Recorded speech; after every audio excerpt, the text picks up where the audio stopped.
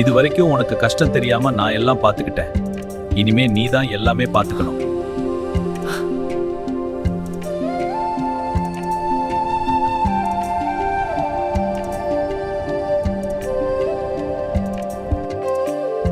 Hello அப்பா. சொல்லுப்பா, வீட்டுக்கு போயிட்டியா?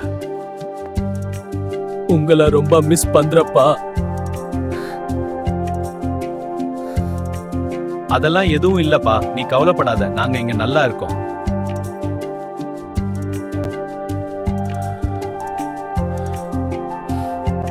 இன்னும் தூங்கலையா? பையன் நினைப்பாவே இருக்கு.